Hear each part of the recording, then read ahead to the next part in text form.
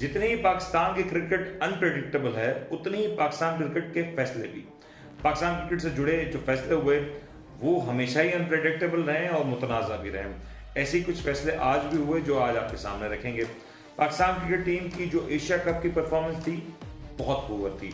इसके बाद Pakistan world cup खेलने इंडिया गया और वहाँ भी जो पाकिस्तान क्रिकेट टीम की जो परफॉर्मेंस थी वो बहुत ख़राब नजर आई। और ये जो तमाम तर परफॉर्मेंस की खराबी की जिम्मेदारी जो डाली गई वो कप्तान बाबर आजम पे डाली गई। ये कहा गया कि कप्तान ने यारी दोस्ती और एक डिफेंसिव अप्रोच की वजह से एक बेहतर टीम तश्कील नहीं दी और जो टीम जो खेलती हुई नजर आई वो एक बहुत ही ऑर्डिनरी नजर आई। इसके बाद जब टीम अपना आखिरी मैच इंग्लैंड के खिलाफ खेल के शिकस्त खा के ये कहा जाए कि जब वतन वापस आ रही थी तो उससे पहले बात क्लियर हो चुकी थी कि आज पाकिस्तान टीम में जो चेहरे बतौर कप्तान नज़र आ रहे हैं या बतौर खिलाड़ी नज़र आ रहे हैं उनमें कुछ तब्दीलियां हो सकती हैं। हर बार जब पाकिस्तान क्रिकेट टीम हारती थी तो दो नाम हमें सुनाई देते थे, वो था एक शाहीन शाह अफरीदी का और दूसरा किंग बाबर आजम का। और यही कहा जाता था हर मैच के हारने के बाद कि इन दोनों के दरमियान कुछ जुमले हैं जिनका तबादला हुआ, कुछ लड़ाई हुई, कुछ नोक झोंक हुई, लेकिन हर बार इस बात को इस तरह से टाल दिया जाता था जैसे कुछ हुआ ही ना हो। लेकिन अब जो सूरत हाल सामने आई है उसने सब कुछ वाजे कर दिया। आज ज़का अशरफ जो कि चेयरमैन पीसीबी हैं उनकी मुलाकात हुई बाबर आजम से और उसके बाद बाबर आजम ने अपना इस्तीफा बतौर कप्तान को दे दिया। और फौरी बात, अब ये भी सोचने की बात है कि इतना फौरी तौर पे फैसला कैसे हुआ। अगर बाबर आजम ने इस्तीफा आज दिया तो आज ही कैप्टन का अनाउंसमेंट कैसे हो गया। तो ये बात काफ़ी हद तक क्लियर है कि जो कैप्टन बनाए जाने थे वो काफ़ी हद तक क्लियर थी बात कि कौन कैप्टन बनने जा रहा है, वो शॉर्टलिस्ट किए जा चुके थे। तो बाबर आजम का इस्तीफा देना या ना देना वो उसमें कोई बड़ी बात नहीं थी। फिर अब जो नाम सिलेक्ट किए गए उनके ऊपर बात करेंगे। सबसे पहले तो शाहीन शाह अफरीदी के ऊपर बात करेंगे कि शाहीन शाह अफरीदी जिनका नाम बतौर वाइट बॉल के कैप्टन के तौर पर आया, जरा वाइट बॉल में इनकी हालिया परफॉर्मेंस को देखें तो उनका डिक्लाइन नजर आता है। दो कि उन्होंने आईसीसी के जो वर्ल्ड कप में विकेट्स ली, लेकिन क्या शाहीन शाह अफरीदी फिट नजर आए? शायद नहीं। क्या शाहीन शाह अफरीदी की बॉलिंग में वो वाली धार नजर आई? शायद नहीं। और क्या एशिया कप में शाहीन शाह अफरीदी ने पहले मैच के बाद उस अंदाज में बॉलिंग करते हुए नजर आए? बिल्कुल भी नहीं। तो जो शख्स अपने हालिया 2 सीरीज के फेलियर के साथ यहाँ पे खड़ा हो तो आप क्या उसको कप्तान बना सकते हैं? फिर क्या एक ऐसा शख्स जो कि शदीद इंजरी प्रोन हो, एक फास्ट बॉलर हो, और फास्ट बॉलर आमतौर पे सारे मैचेस नहीं खेलता, और ये शिकायत भी बाबर आजम से रही कि शाहीन शाह अफरीदी जैसे प्लेयर्स या नसीम शाह जैसे प्लेयर जब ज़्यादा मैचेस खेलेंगे तो इंजरी का डर रहेगा।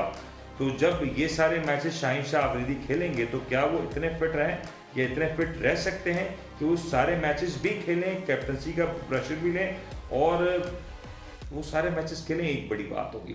इसके बाद एक और जो बड़ा सवाल है कि जिस शख्स के बारे में कहा जा रहा था कि काफ़ी अरसे से लॉबिंग की हो रही है और ये बात काफ़ी अरसे से आ रही थी कि शाहीन शाह अफरीदी का एक ग्रुप है, एक लॉबी है जो चाहता है उनको कैप्टन बनाना।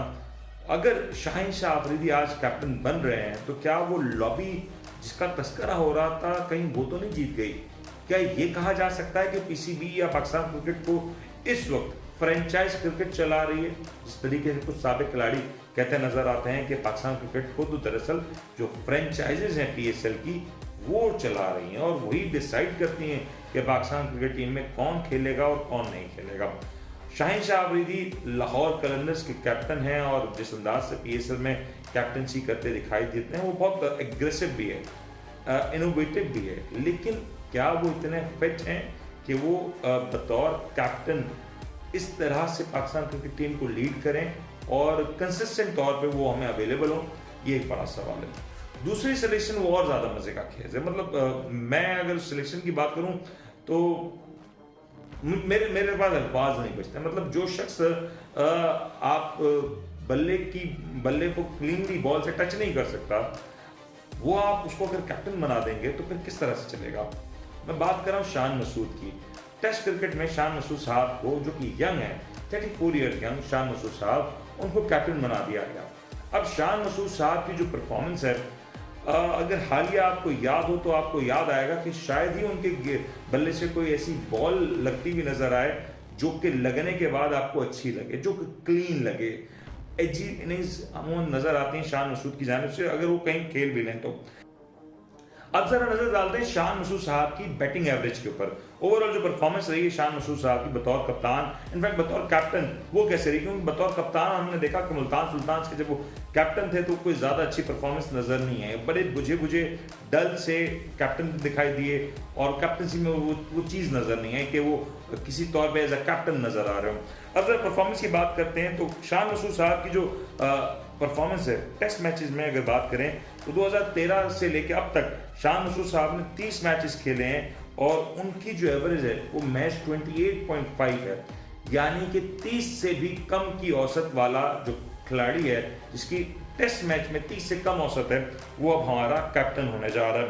वनडे में अगर शान मसूद साहब की परफॉर्मेंस देखें तो वहां पे वनडे में 2019 से लेकर अब तक 9 मैचेस खेले हैं और 18.1 की एवरेज रही है।